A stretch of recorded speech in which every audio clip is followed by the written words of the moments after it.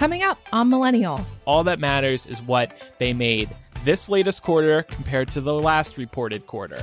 And if they don't make more, they're failures. It's a sick culture. You have to make more and more and more, or else you're a piece of shit. I would take one or two more. I'm now auditioning. Let me make a Google form. Everybody can apply. Applications are open. Yeah. Are you going to call, is it going to be like Masked Singer style or American Idol style? Like, what do they have to do to please you? Yes, there will be references required. Oh, so you can make sure that they're not fake friends. You like rub in circles on your skin like that, and the hair just disappears. I want that. They say that it's safe to use down there. I have not tested that. It does kind of have a sandpapery feel about it, and I just don't. Do you think I can find on TikTok somebody using it on their groin? I'm sure I don't you know can. if you could show that on TikTok. Welcome to Millennial, Season 8, Episode 19. I'm Andrew. I'm Laura. And I'm Pamela. We have to bring up a big story from last week. Apple has announced that they are discontinuing the iPod Touch, which effectively brings the iPod line to an end.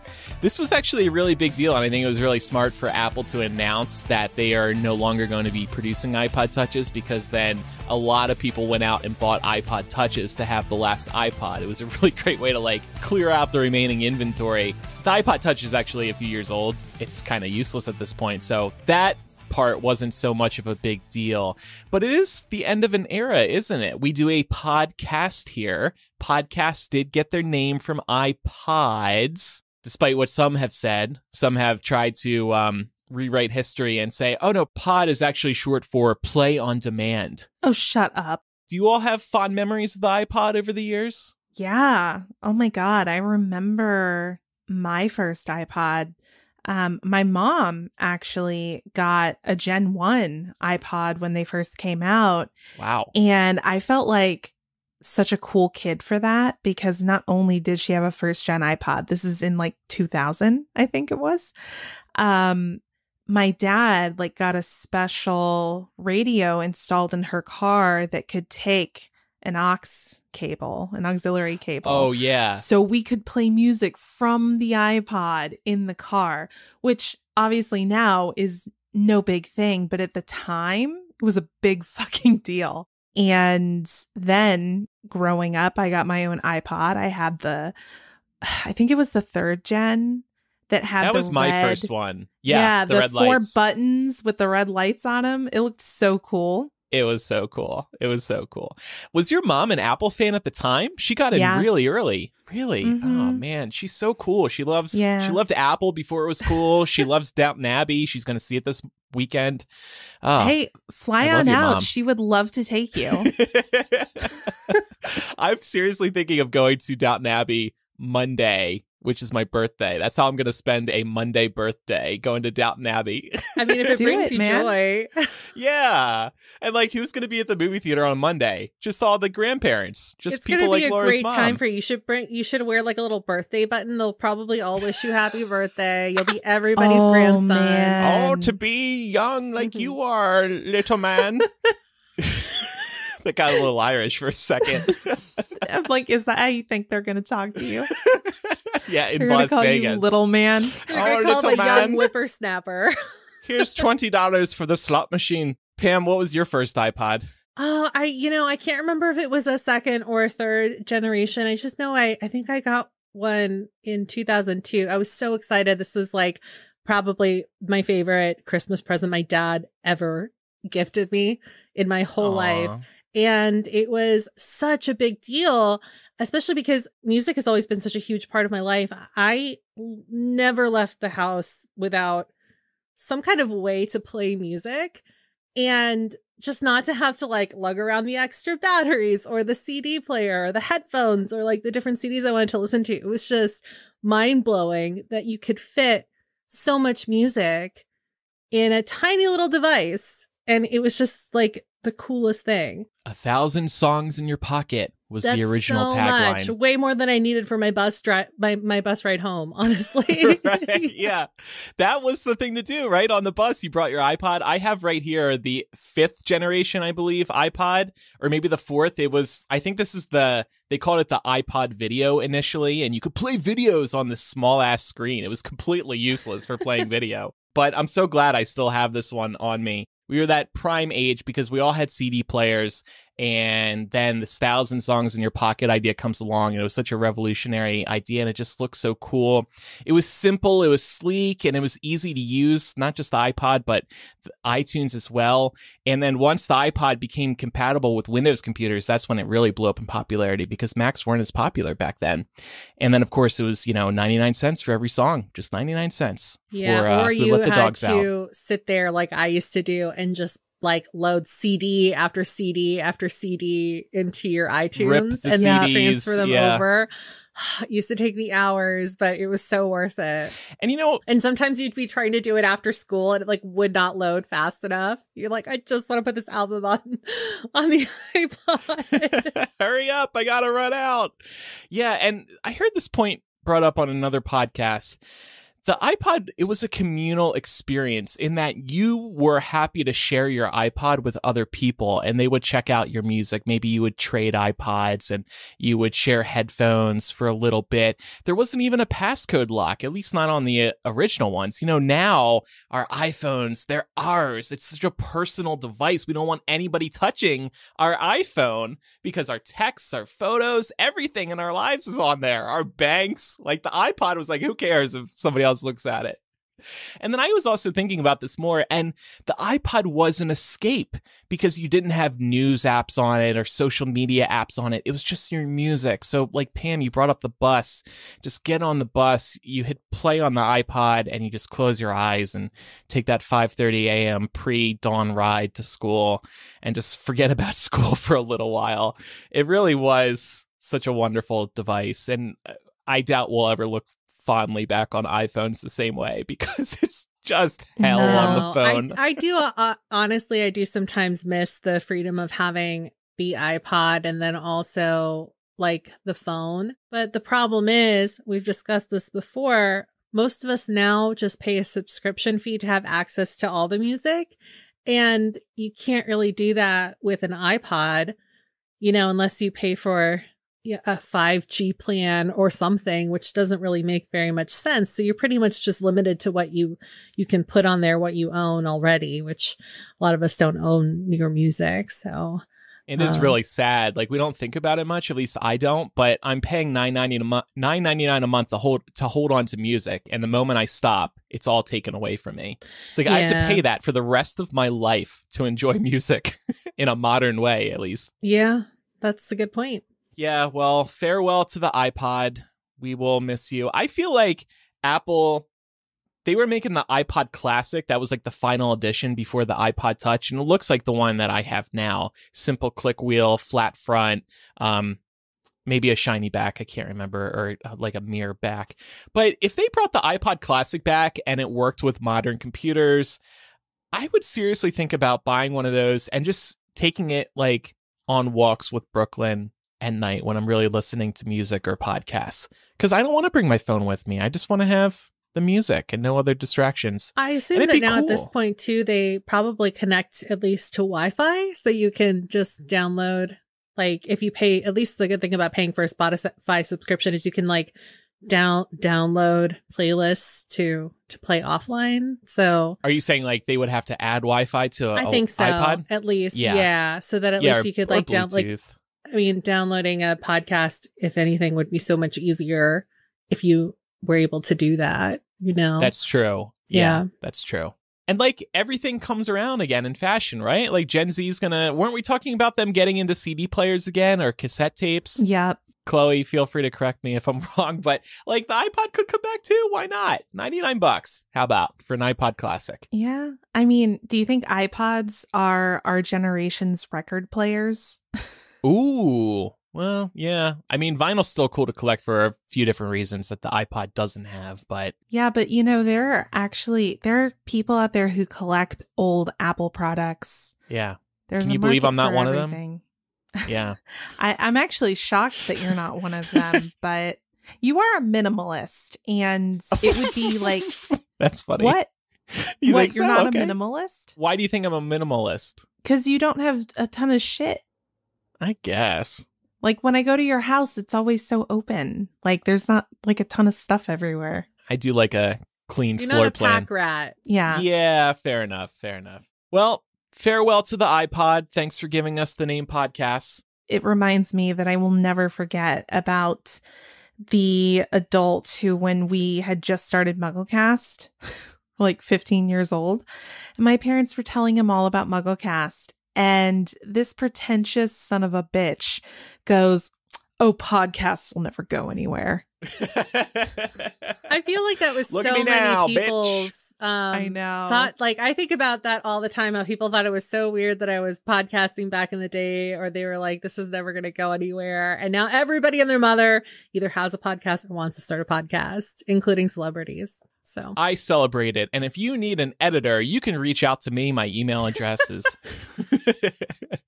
No, yeah, I do very much think that podcasts are the new blogs. Everybody wants to launch one right now, and I hope they're popular for a very long time. I'm more bullish on podcasts than YouTube videos or just videos online in general, because podcasts are much more flexible in terms of how you can consume them. Mowing the lawn, driving, walking, wherever you are, you could be listening to a podcast. But for videos, for YouTube videos, for YouTubers, you got to ask people to stop and actually watch you. All right. Well, I think I might know, Andrew, why you're putting out like open calls for editing jobs. And and it's because of inflation. That's a good transition right there. That was a Thank good one. you. Thank you. I was really proud of that. The New York Times put out an inflation calculator in the last week, in which you can answer a few questions to determine what your personal inflation rate for this year is compared to the average person's inflation rate in the US. So just to give a primer here, the average inflation rate pre-pandemic was around 2% per year. 2022's average inflation rate per person is currently 8.5%. So quite a jump. And I thought that we could start this conversation off by talking about the little quiz you have to take. It's like 6 or 7 questions, and it spits out your estimated inflation rate. I thought that we could share those numbers, maybe cry a little. Yeah. And talk about where we're feeling it the most.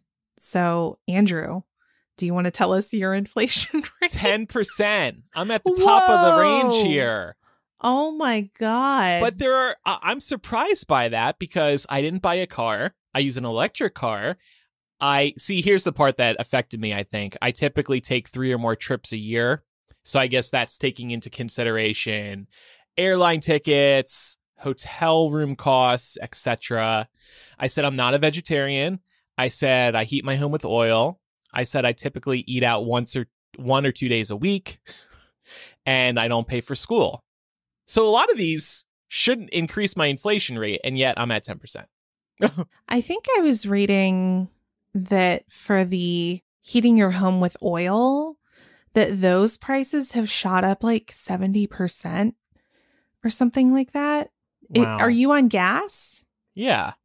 Okay. Has your gas bill gone up a lot? Gosh, I mean, living in the desert, it's not like, super noticeable.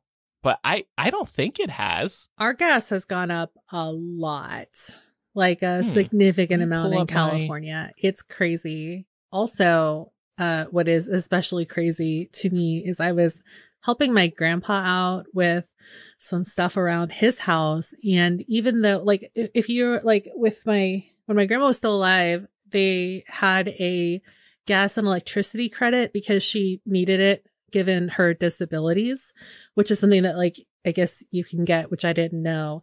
And even with that extra credit, like, his gas for one person and the electricity is just like through the roof, but it's mostly the gas that's shooting his monthly bill up by quite a lot more than it was originally, which is insane. Oh, wow. Anyway, with all that being said, my inflation rate is also 10%, even though obviously Andrew and I live different lives. So it's kind of crazy that, for example, I don't travel as much throughout the year, but it still really didn't make a difference. So yeah, I'm comparing last year's and this year's gas usage in my account, and I'm not really seeing a difference at all.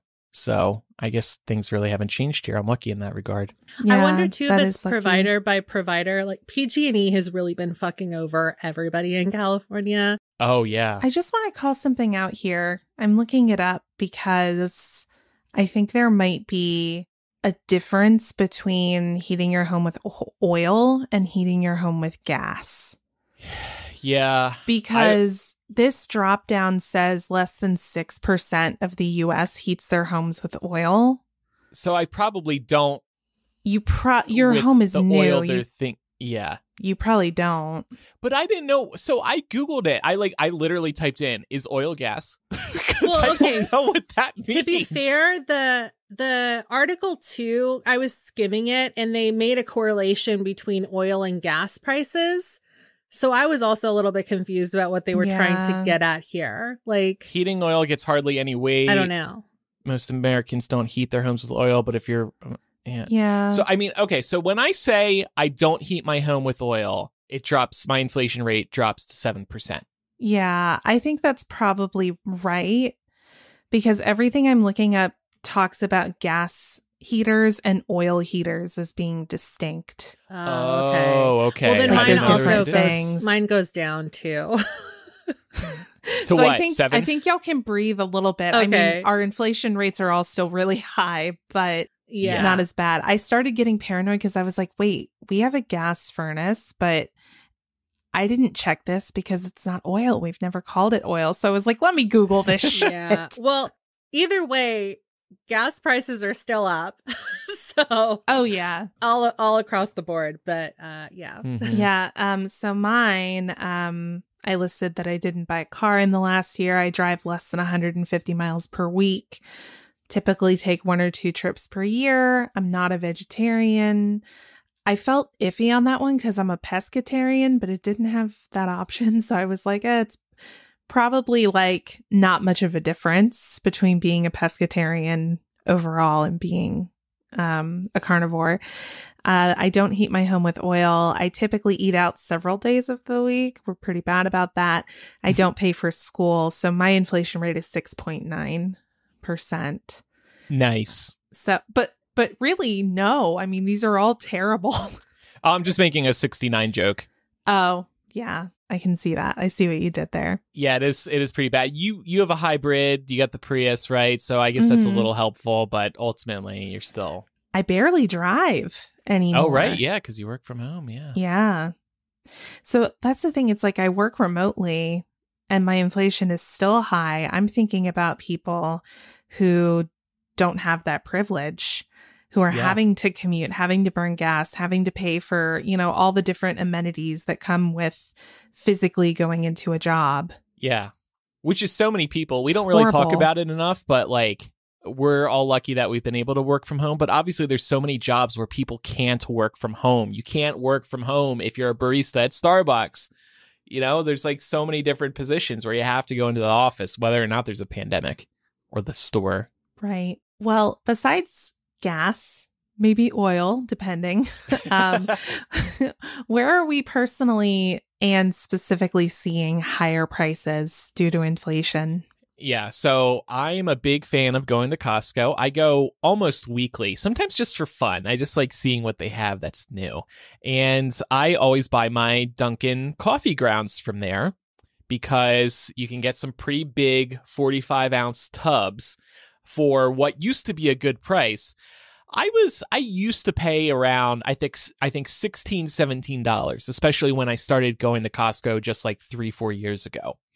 Now, just 2-3 months ago, the price of Dunkin' has jumped up to $20.89. And that was just such a hard pill to swallow, seeing it crack that $20 barrier. And I was just really bummed about it. That was the one thing I was really keeping a close eye on. That said, Costco recently had a $5.30 discount on these tubs of Dunkin', and I was so excited. I sent a picture through our Slack. I was like, look at this, y'all. I'm stocking the hell up to take advantage of this discount. I got coffee now for like the rest of the year. I bought 4 or 5 tubs of this stuff because I just wanted that sweet $15.59 price point. Yeah, and this is Andrew's doomsday prepping over here. This is life in your 30s. You get excited about a $5 discount on Dunkin' coffee at Costco. So I definitely noticed it there. Actually, and then just this over the weekend, we wanted to go to the a local casino's pool, and we've been going there for the past year or two. I don't know if this is related, but a lot of businesses really have taken inflation as permission to price gouge, and this place was charging $25 for a day pass per person. And I was like, that's a reasonable price for a nice pool. There's a bar. It's a good vibe. $25. Okay. We went there this weekend. Oh, sorry. The cost now is $40 for a day pass. I was like, whoa. We turned around and we went home because, yeah, we were not paying $40 per person. And so now we're going to start going to a pool that doesn't insult the locals with their price gouging. So anyway, that's where I'm seeing it. I'm also seeing it in groceries. I don't do all of my shopping at Trader Joe's, but I buy some of my things at Trader Joe's, and everything at my local Trader Joe's has increased by about 30 cents. And I've also noticed that a lot of the packaging has gotten smaller, which is incredibly frustrating. I feel like any increase would be, a little bit easier to stomach if at least the quantity you were getting was still the same, especially at a place that's relatively affordable, you know? And then also, for Jasper, my dog, I take him to a self-service pet wash just because it's easier to like hose him down, you know, at one of the facilities like that. And that's increased in price too. So he's not really going to be going there anymore. I'm just going to bite the bullet and let my back take it while I give him a bath in my own bathtub, because that's shot up from $15, which was already like cutting it close because originally it was $12 to $18, which is too much. And that's something you're doing yourself. Yeah. And if I had like 2 dogs, you know, because he's a small dog and they really just charge you for the time, then I'd be like, oh, okay, it's like, you know, like $9 a dog. Or if I had a bigger dog, maybe, but he's definitely not using the whole time slot in there. So I can't justify it anymore. It's too expensive. Yeah. Yikes. I've never taken Canella to one of those places. But yeah, it is hard to imagine paying $18 to wash my own dog. Yeah. When I can do it at home in my shower, you know? Yeah.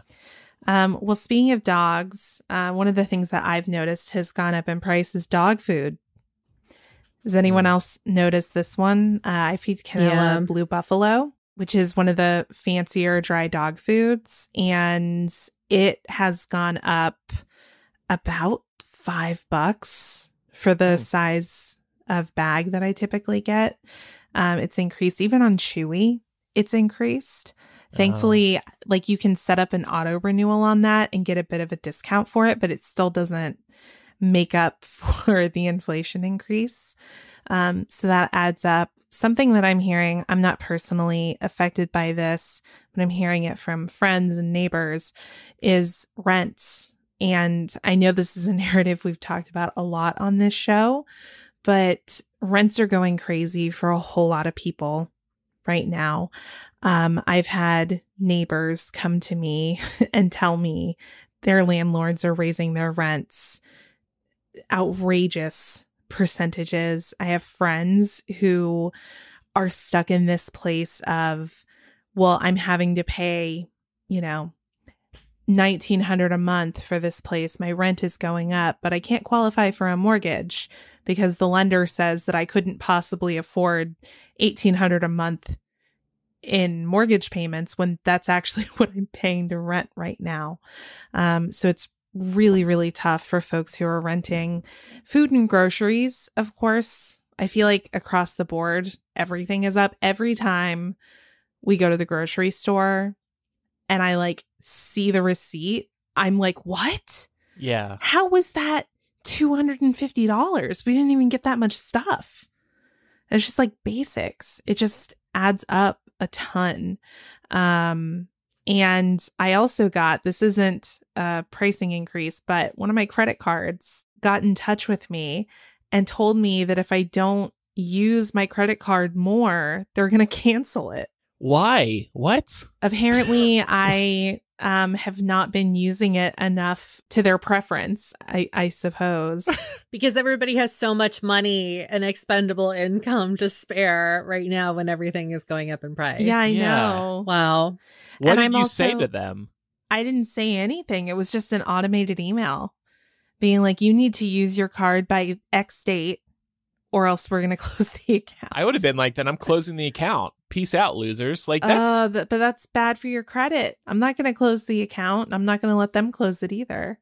So I'm just going to so go out. Laura's going on a spending spree. No, I mean, I'm just going to like buy something off Amazon with it and be like, there, I'll use it. So yeah, that was weird. But I think that that's also a sign of the times, right? This was also happening to people at the start of the pandemic a couple years ago. People's credit card companies were closing accounts that weren't being used because people, I guess, suddenly become less creditworthy when the times are tough. Yeah. I will say I looked at an interesting study out of 538, and they polled 2,000 Americans of varying political beliefs about the state of inflation. And there were some interesting findings. One of the findings was that a majority of the respondents said that inflation was higher when Donald Trump was president, which is false. I don't know if that's sort of like recency bias to like everything felt shitty under Trump, so it probably was shitty. But inflation is definitely higher now than when Trump was president. Let them keep believing that, though, because that could be helpful in 2024 if he runs. People aren't going to remember inflation in 2022 by the time 24 comes around. I certainly hope it's in the past by then.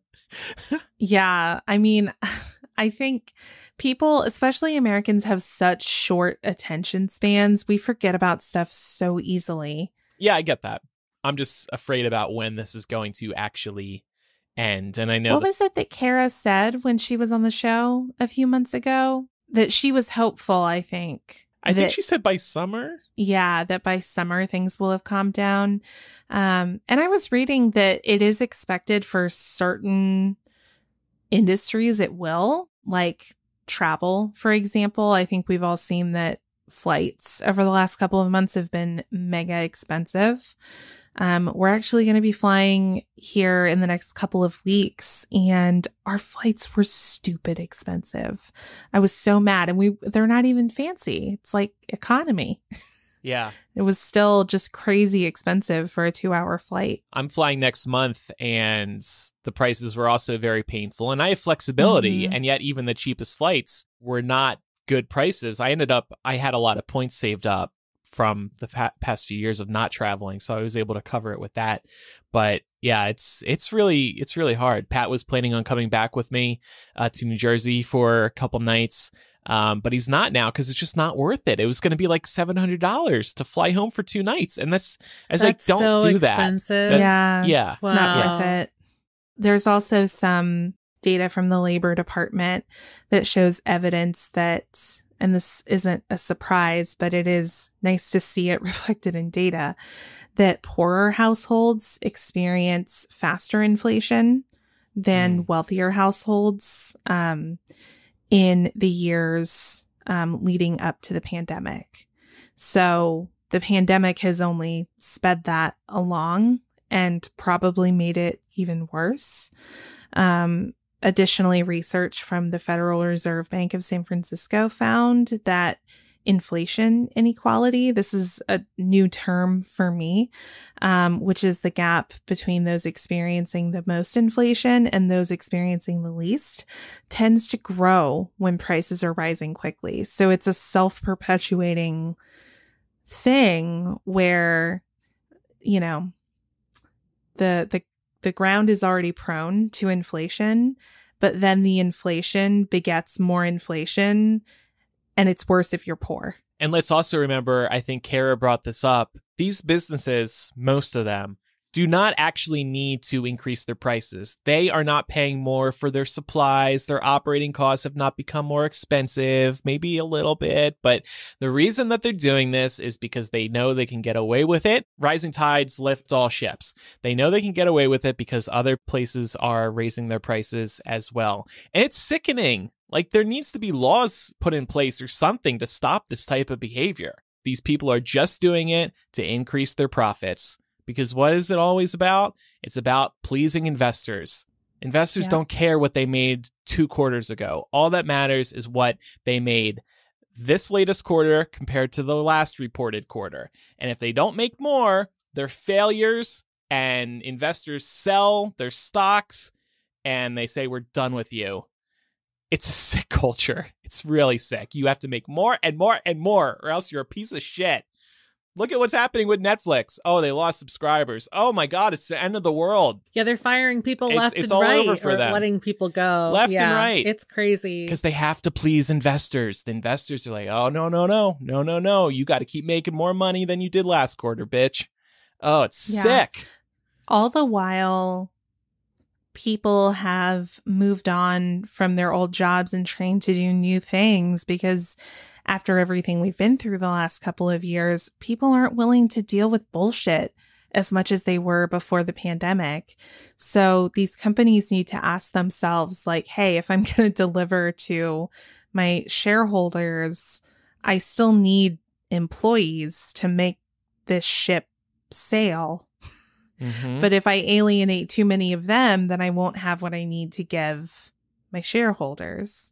But that's not how they're thinking. It's very much an immediacy type satisfaction that they get from just being able to report these quarterly numbers. It is sick. Something else that has come up this week is the baby formula shortage. Again, kind of related to our inflation chat. Baby formula was not something that I had ever thought about the possibility of experiencing a supply chain shortage. It's because, I mean, I've never needed to use it, but I'm sure to the people who do, this has got to be an agonizing time because there are so many reasons why you might need baby formula. I know the Biden administration announced a couple of plans to try and figure this out. I know one big reason there is this formula shortage was because a big plant had to close here in America, and I think it's getting ready to reopen. I think the government authorized that, and I'm sure there was a lot of panic buying going on too, just like there was at the outset of the pandemic. There's actually a really interesting article I read on Yahoo about all the different reasons why there is this shortage, and there are many. So maybe check that out if you're curious. But yeah, and I just want to say, shout out to the pro-life party.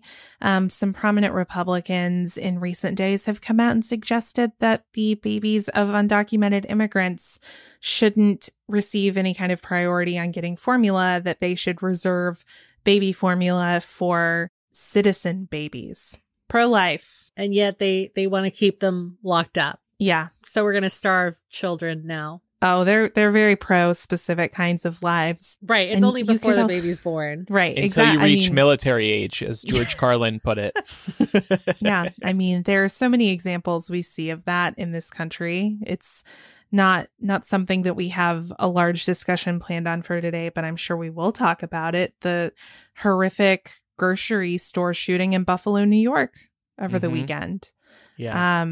And hearing excuses about white people being afraid of being replaced. These are, things that are promoted by the right and by right-wing media. Tucker Carlson does it all the time. Yeah, along with horrific suggestions that we should deny babies food based on their immigration status. Yeah. The baby doesn't fucking know what an immigration status is.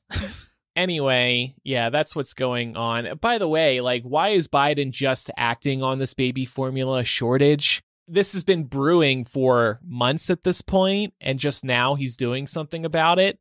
That's an embarrassing moment for the administration, I think. I mean, this one plant shut down in February. I know. It started back then, 4 months ago. Just want to call that out because... Yeah. And there have been instances of other industries whose production plants have shut down and caused national shortages. There was one with I think it was Sherwin-Williams. They had a paint factory in Texas go down because of the ice storms out there a couple of years ago. Oh. That caused nationwide paint shortages. It was a huge issue. And I just feel like you could look at other examples of this happening and realize what the outcome here was likely to be. All right, well, we're going to talk a bit of a lighter story, a lifestyle story, I would say, in a moment. But first, our first sponsor this week is Scribd, who gives you instant access to a world of information and helps you make the most of your screen time. Wired, TechCrunch, and Forbes have called it the Netflix for books, and we're going to get you access for 2 months for just 99 cents. With Scribd, you've got more than a great reading subscription. You've got a resource for learning new skills. Maybe you want to learn how to meditate, level up your cooking game, or launch your career to new heights. Whatever your goals are, Scribd's library can help you achieve them. Scribd has some of the most well-known books on the planet. For example, Dale Carnegie's How to Win Friends and Influence People, which is regarded as a critical self-help book to read as you grow up. And then there's fiction classics like The Hobbit and Life of Pi. And then looking at the audiobook section, I see the first book in the Bridgerton series is available, as is Viola Davis's just-released memoir, Finding Me. So much available, and all for one subscription at a low price. Get instant access to Scribd's entire library for less than the cost of a single book. It could not be simpler. No complicated credits or additional purchases. Right now, Scribd is offering our listeners 2 months of Scribd for only 99 cents. Go to try.scribd.com/millennial to get your first 2 months for less than $1. That's try.scribd.com/millennial. Pam, I mentioned a big book on maintaining friendships. That could maybe tie in nicely to our next discussion. Yeah, that's the perfect segue because I was reading last week in the New York Times about this article, which was kind of going through if there's a magic number for how many close friends you actually need to lead a fulfilling life. I was particularly drawn to this article as well because there was a little bit of science involved and also some research as well. So I thought this would be interesting for us to tackle because, you know, we often tackle life issues on this show. And I think like a lot of people, we're also probably feeling a little bit disconnected as a result of the pandemic, which required us to stay away from a lot of people we might normally be socializing with. And if you're listening and that was you, you're definitely not alone. According to this New York Times article, 12% of Americans in 2021 said they had no close friends. And then an additional survey from the Survey Center on American Life found that 13% of women and 8% of men aged 30 to 49 said they'd lost touch with most of their friends as a result of the pandemic, which is kind of crazy. I mean, like these numbers seem very small, but when you take into account the pool of people that they poll and just like the number of people we have in this country, it's quite a bit. Yeah, I mean, let's say you had like 20 good friends as a guy before the pandemic, and then you lose 8% of them, you're losing about 2 friends. And that can be pretty significant if they're good friends. Do any of these stats resonate with us? Did we like kind of lose touch with people over the course of the last 3 years or so? Not intentionally or maliciously. People just kind of had to figure out how they were going to live during all of this. I had friends who moved to new cities during the pandemic, so seeing them in person now that things are opening up is less of a possibility. And I think because we were dealing with so much shit, we kind of turned to the pods of our like absolutely closest friends Just to be able to those. talk to. Yeah. So, I mean, if I look at, you know, the most frequent people I text, it's like the same 3 or 4 people. Yeah, I totally get that. The point about moving is a good one, too, because I think we saw a lot of reporting about how people, maybe because they were allowed to work from home, or maybe because they spent more time in the city that they were in for so long, and then they decided, you know what, I need something new, especially after this pandemic. I was one of those people who actually moved during the pandemic, so my situation is kind of unique. I wasn't in Chicago long enough to say, like, I built a lot of friendships other than Pat's friends. So I don't think I wouldn't say I lost friends because of the pandemic. Also, a lot of my friends are on the internet where I could still easily talk to them. I think I was unaffected by the pandemic specifically. But maybe it affected your motivation to go out and try and meet new people right when you moved to a new city, though, right? Because perhaps in another year you might have tried to, make more connections in your new community. Yes, absolutely. I mean, we didn't and still really haven't, I think, because we're kind of still in the pandemic frame of mind, going out for the purposes of making friends, which is also okay for reasons we'll get into later in terms of like lifelong friends and all that. Yeah, for sure. How many friends would you two individually each say that you have in general? You can ballpark it too. When I think of this question, I'm like, people I enjoy talking to and want to talk to, I would say like 10. Is that a good number? I feel like I'm about there, if that makes you feel better. Okay. Yeah, I would say I'm 10 as well. And how many of these people would we consider to be close friends, like inner circle friends? Because there's a difference between people you just like to hang out with and you consider friends, and friends that you are more inclined to share more with, Say anything to, text them whenever and Pretty not worry much, about yeah. it. Yeah. Mm-hmm. I would say like 3. Yeah, I would say 4. Damn it. Yeah, I'm right there between like 3 and 4 as well. So it's good to know that we all kind of align there. Do we feel like we need more friends, or are we pretty content? It's funny you say that because Chloe just said in our private chat, making it my goal to make it y'all's inner circle. So I think we have to say that, yes, we need one more friend so Chloe doesn't get hurt. I think I would take 1 or 2 more. I'm now auditioning. Let me make a Google form. Everybody can apply. Are open. Yeah, for a limited time only. I want to know, is the application style for being Andrew in Andrew's inner circle, your ring of trust, if you will? Are you going to is it going to be like Masked Singer style or American Idol style? Like, what do they have to do to please you? Yes, there will be references required.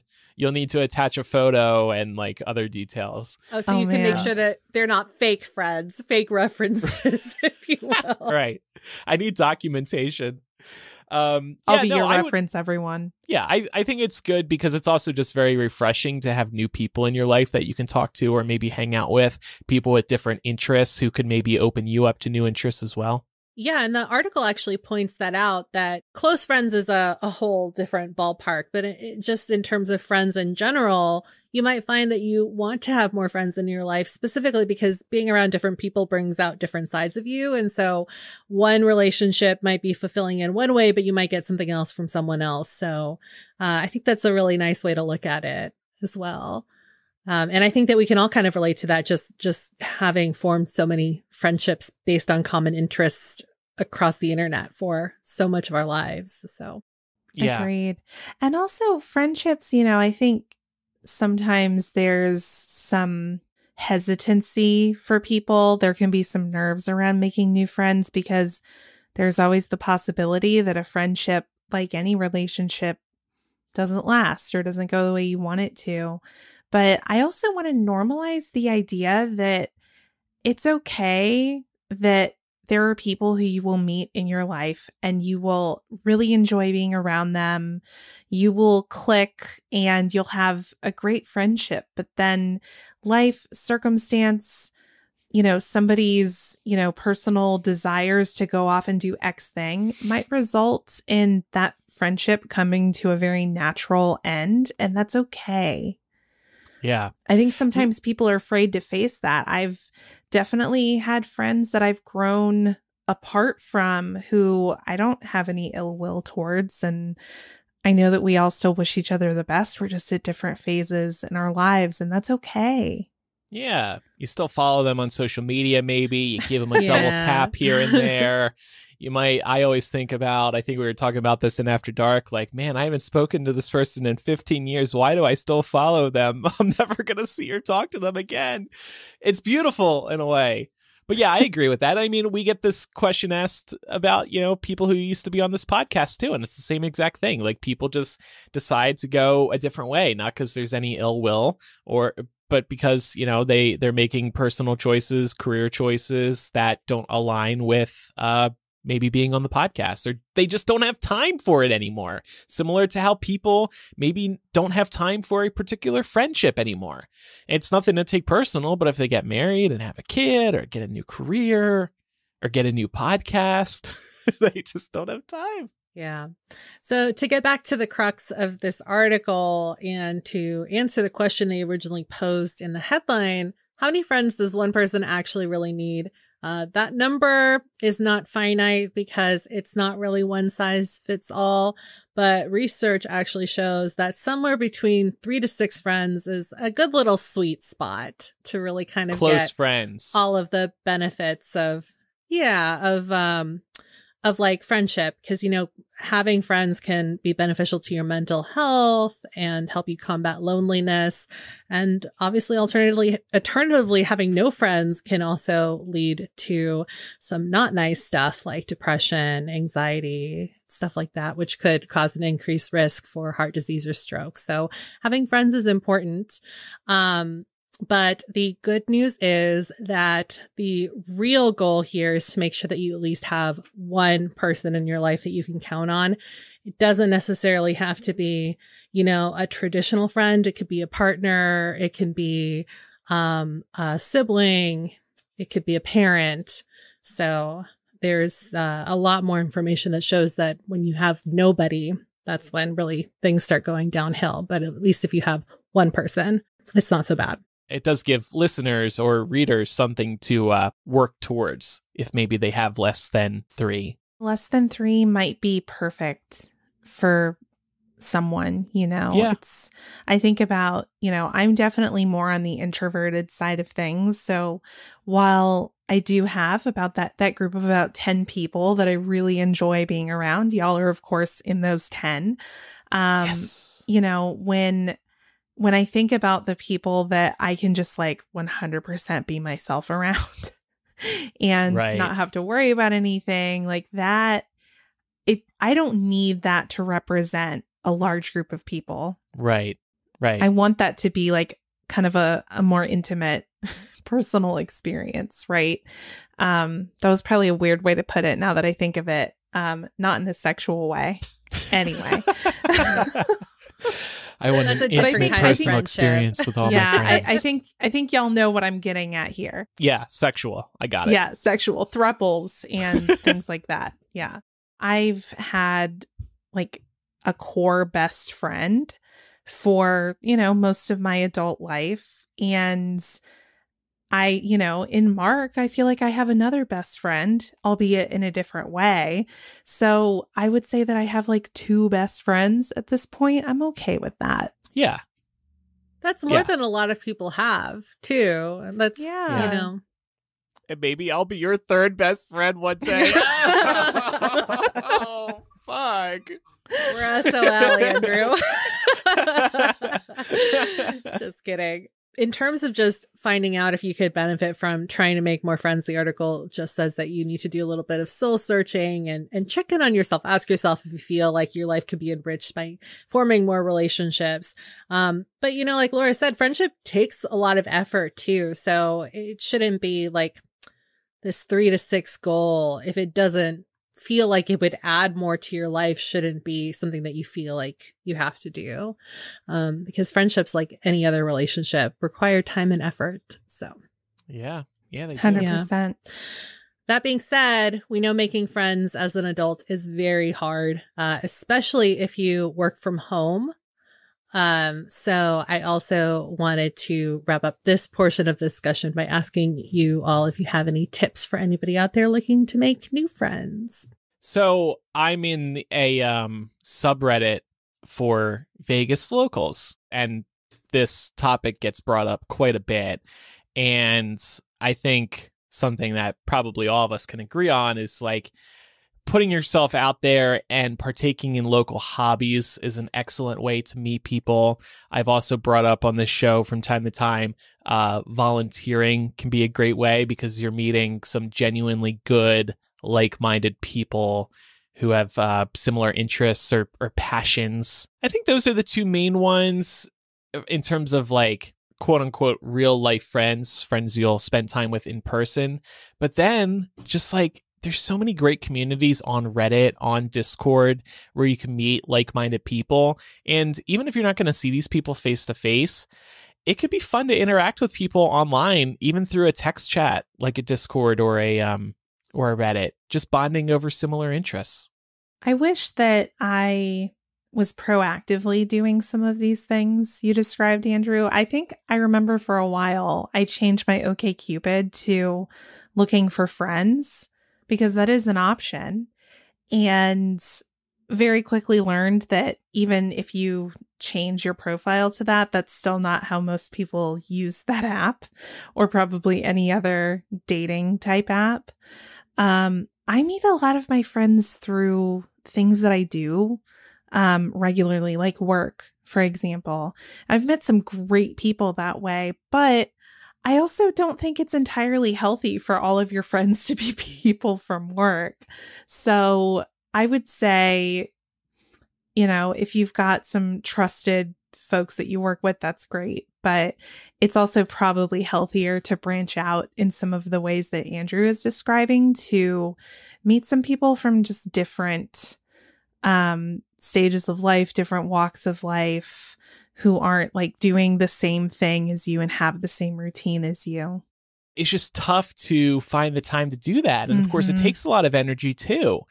And then, you know, speaking personally, like we're also doing this podcast stuff. So this eats into a couple weeknights a week with the work related to the shows. So, and I'm sure other people got different responsibilities that makes it very difficult to put yourself out there. Here's another one I just thought of real quick. Trivia nights. That's something we want to do more around town because you can kind of keep to yourselves. But if you want, you could talk to your neighbors too. Laura, in terms of I didn't know OkCupid had a friendship seeker option, but I know a couple of people that have used the Bumble friendship finder. I don't know exactly what it's called. And they've all made some pretty good connections through there. So I think maybe some of the more app-based sophisticated dating apps out there, if anybody wanted to try that, might be some better bang for your buck. And I believe that Bumble also lets you, I believe you can filter out, like, so if you only want to seek out girlfriends, for example, or you only are looking for guy friends, you could do those little specifications on there as well. Chloe is saying in our Discord that she met some of her friends through Bumble BFF, it's called. Okay, yeah. That's great. It's a great idea. Yeah. Hiking and photography groups too, if you are into that stuff, or even like, say you want to maybe train to try running a marathon for the first time. There are a lot of groups that will do that too. And I feel like that's a really good way to meet people and bond over like a shared experience as well. Yeah. But I also like the idea of making online connections. Funnily, the article says that there's really not much evidence or research to show that online friendships really do much to enrich your lives. But I feel like we can all attest to the fact that that's wrong. Although it is very nice to be able to like meet up. Yeah, with people that actually like live near you and stuff like that. But I definitely think that we could all agree that it's very possible to make lasting, absolutely, relationships with people online. So also, it's super fucking hype when you get together on the rare occasions when you can be together in person. That's it's so much fun. Mm-hmm. It's just like a long distance relationship. Exactly. When you do get together, you fuck like crazy. I'm taking that long distance friends. you metaphorically fuck like crazy. It's the same thing. Well, it can definitely be hard to make new friends, but it's easy to protect your eyes from blue light with Felix Gray glasses. Felix Gray makes blue light filtering eyewear that improves daily screen time and creates a better relationship with your technology. If you spend 40 plus hours in front of a screen every week like we do here at the show, you may come to hate that blue light emitting information box you paid thousands of dollars for. Thankfully, Felix Gray glasses can help. Thanks to these glasses, you can help reduce eye strain, headaches, and insomnia, all that come with staring at a screen for as long as we do. Felix Gray's glasses are physically filtering the blue light that's emitted from screens, and they're creating a more comfortable experience for your eyes every day. But why go with Felix Gray? Well, their lenses filter 15 times more of the blue light that's bothering you. Check out their site and you'll see the science behind Felix Gray and why their glasses perform way better than the others. Since I work remotely, I'm staring at electronic devices all the time, and I was really impressed with how quickly my Felix Grays were able to decrease the eye strain and headaches I was getting pretty much every day. You won't catch me working a day without my blue light filtering glasses. Non-prescription and prescription glasses are available. Check them out now at felixgrayglasses.com/MILL. That's FELIXGRAY glasses.com/MILL. Free shipping, free returns, free exchanges. felixgrayglasses.com/MILL. All right. One more story I wanted to talk about today. It's caught my eye. Buy now, pay later programs are sending the TikTok generation spiraling into debt. And even though the article specifically calls out the TikTok generation, I think it's happening to multiple generations, including millennials. I think the TikTok mention was just some clickbait.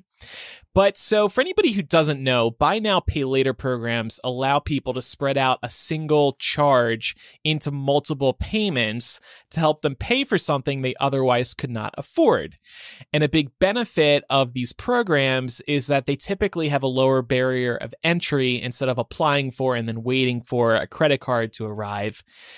They can also sometimes have low or no interest, and good or high credit scores are not always needed to qualify. So the TLDR here is that it just helps people pay for expensive things that they wouldn't be able to buy otherwise. SFGate, who wrote this article, says that these programs are heavily marketed by influencers and brands on TikTok and Instagram, and influencers will giddily display their hauls from the most popular brands, not just normalizing debt, but actually glamorizing it and selling buy now, pay later as a way for trend-conscious young people to have all the coolest consumer goods, whether they have the cash on hand or not. This new breed of lending firm bills itself as a friendlier, more responsible way to spend than credit cards. In an interview with SFGate, an executive from industry leader Afterpay even suggested the loans are just a way to budget better. Oh my God. But, quote, plenty of people, and this is SFGate again, plenty of people are spending more than they can afford. 43% of Gen Z users have missed at least one payment, according to a survey. 30% missed at least two payments, according to Credit Karma. In 2021, Americans spent more than $20 billion through buy now, pay later services. These are extremely popular. And I can see why. If you go on Amazon, you go on Target, all of them in the checkout page, they say, hey, you want to do buy now, pay later? You can get in right away. Do you two use these programs at all? No. I don't either, because if it's usually if I'm shopping online, honestly, it's for like clothes or something like that. And I was already going to pay full price for it anyway. And I try not to buy that stuff unless I know I can pay, like, not full price. Sorry, I should rephrase that. If I'm going to pay in full, because I was already planning on paying in full. So it just kind of seems like a recipe for disaster, if you ask me.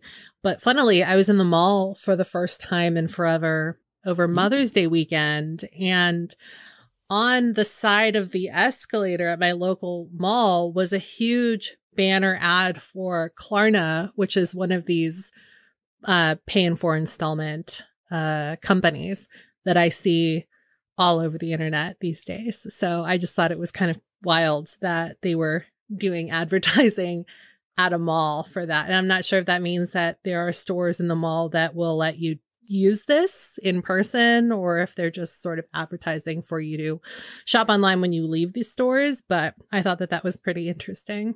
Well, it probably speaks to how popular these buy now, pay later programs have gotten. So one point, and I think maybe Pam, you had mentioned this to me when we were planning this, a big appeal can be no interest when that is offered. However, I went on Amazon and Target, and they both have interest on their buy now, pay later programs. And of course, these are extremely popular retailers. The one I personally know where there wasn't interest was Peloton. Their bikes are very expensive, $2,500-ish. And they had a program, buy now, pay later. You pay in like 6 easy payments, quote unquote. And that was a great way for people to afford a very expensive bike. But a lot of these programs aren't interest-free, and these really scare me because these buy now, pay later plans can really snowball for people. Let's say you set up one buy now, pay later that will cost you $40 a month for the next 5 months. The next month, you decide to jump in on another buy now, pay later program, thanks to something that you saw on TikTok.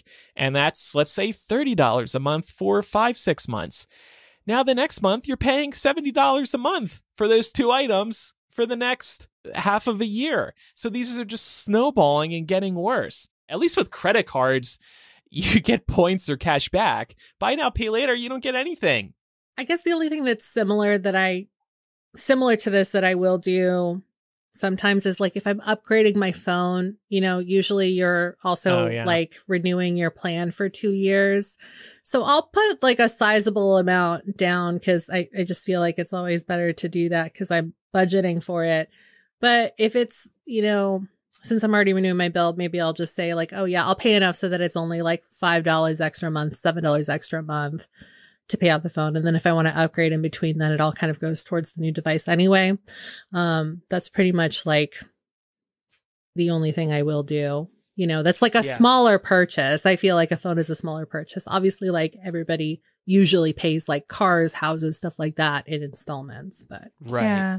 Well, and the thing is, it makes sense to pay for things in installments that are going to have positive impacts on your credit score. But do we know what these buy now, pay later loans do for that? I think they can negatively affect your credit score if you're not paying. I feel like there's something that probably would not benefit your credit very much if you're paying them all. But the second you slide off and start missing payments, then it is going to affect your credit. Yeah. Kind of like student loans. You can owe a shit ton of them, but as long as you're actively paying them, they're not going to wreck your credit. Right. That said, if your credit is already wrecked, and let's say you get approved for one of these buy now, pay later programs, this could be a way to rebuild your credit if you're making your payments on time. Mm-hmm. So at least there's that. It could be maybe easier to help restore your credit. Yeah, and I mean, the thing with the phone too is like that's a necessity. Maybe you don't need the biggest, latest iPhone, but you need a phone.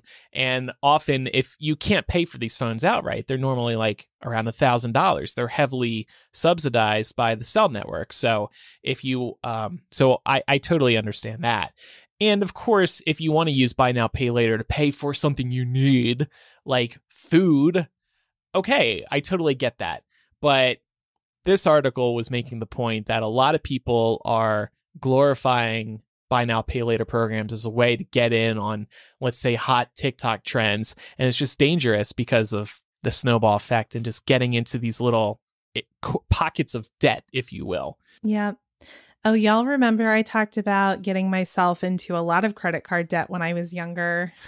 So I learned that lesson the hard way. And as a result of that, if I'm planning on paying for something that, I've saved up the money for, I'm either going to pay for it up front or I'm going to put it on a credit card and immediately pay it off so I get the points. Yeah. Because I had to learn that hard lesson of here's what happens when you finance literally everything you're buying. Yeah. You're buried under a mountain of debt. Yeah. I've said, and I still do this, and it works for me. It's probably not going to work for everybody, but I treat my credit card like a debit card. I am not buying something if I cannot pay for it the next month because I don't want that credit card interest. I hate interest with all my heart. So my suggestion is just to avoid these at all costs unless you absolutely need to, let's say phone or food, and just don't do this for anything that isn't a necessity. Because those interest costs are going to kill you over time, and these snowballing buy now pay later programs are going to kill you over time. Yeah, just wanted to bring this up because it seems like they're rising in popularity and they're being glorified, and it's not right. It's not right.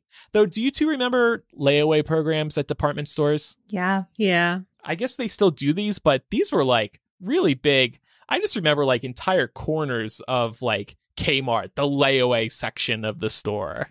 And this was your chance to buy something in time. Yeah, I often mostly hear about layaways these days as part of like feel good Christmas stories. So like I feel like every year in some publication, there's a story about some money bags going in and paying for like everybody's layaway purchase, or like 3 families layaway purchases at like a Walmart or something like that. Yeah, but my grandma used to do this because my grandparents grew, like when they moved over to Northern California, they didn't have very much money, but they had 3 kids. So, you know, she'd put stuff on layaway and she'd pay every month. And then by the time Christmas rolled around, you know, they'd have the gifts all paid for the kids. So yeah. My mom did the same thing when we were kids. She did a layaway at Walmart most years. Yeah.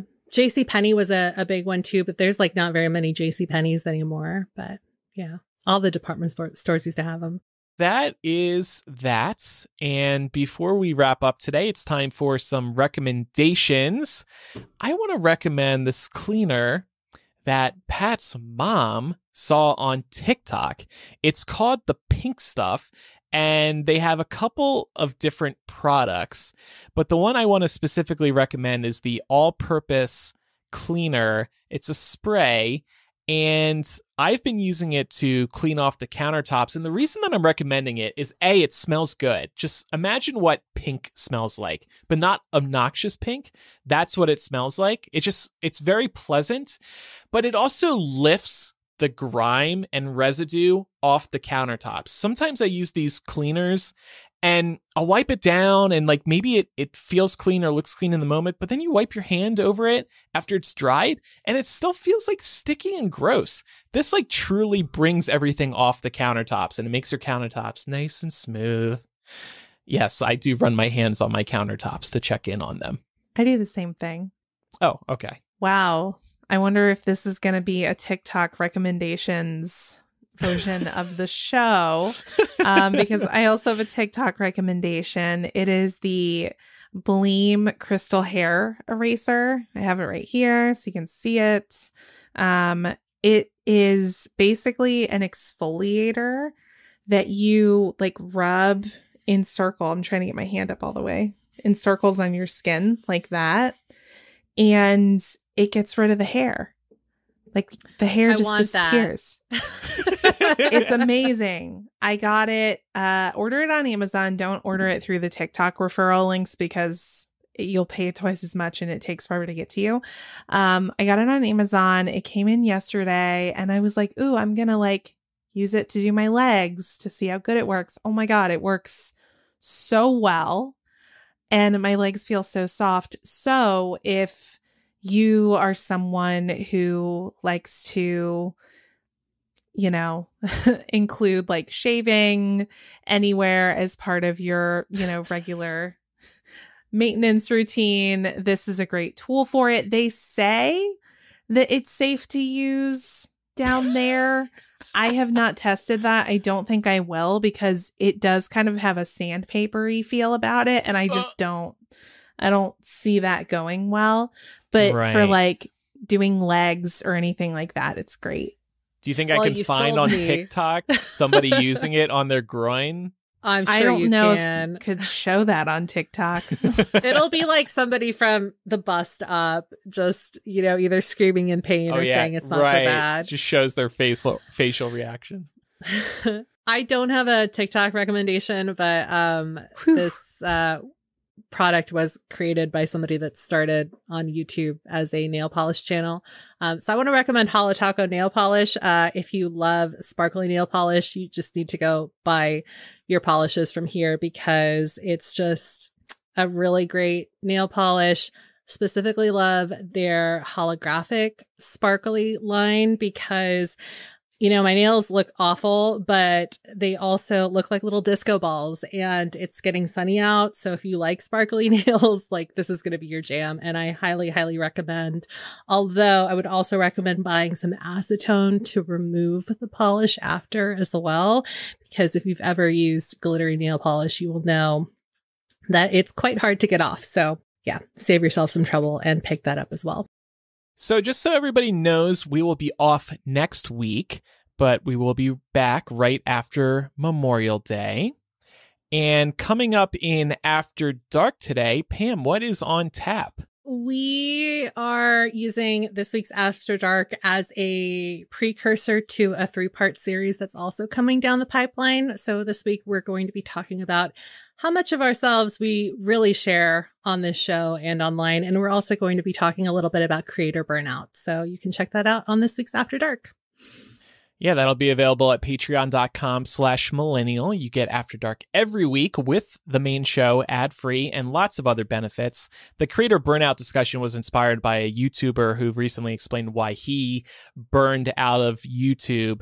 And that 3-part series that Pam mentioned is going to kick off once we're back in June.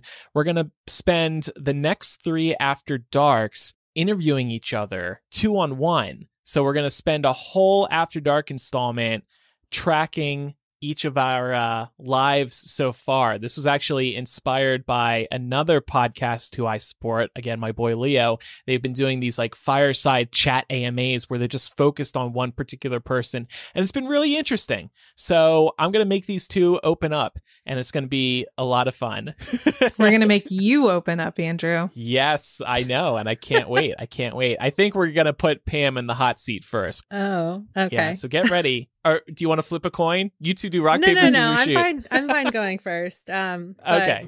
I'll ask you a question about that after.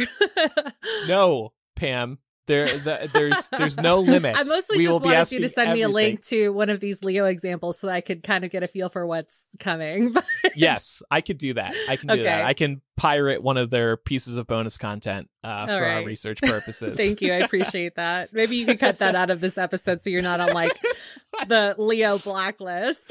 Leo, I'm so sorry. No, it's for research. It's fine. I'm sure it's fine. So yeah, anyway, we'll kind of warm things up. We'll have a little appetizer in today's After Dark at patreon.com/millennial. We couldn't do this without you, so thanks so much for your support, everybody. And even if you can't support us on Patreon, we appreciate a review on Apple Podcasts or Spotify. We appreciate you following the show for free in your favorite podcast app. And of course, listening to every episode and spreading the word about the show. Lots of ways to help us out. If you have any feedback about today's discussions, you can contact us by writing directly to millennialshow@gmail.com, or you can use the contact form or anonymous confessional on millennialshow.com. And also don't forget to follow us on social media. We're Millennial Show on Instagram, Twitter, and Facebook. And then over on TikTok, we are Millennial Pod. So that is it. We'll miss you all next week, but we'll see you in 2 weeks. I'm Andrew. I'm Laura. And I'm Pamela. Bye, everyone. Bye. Bye.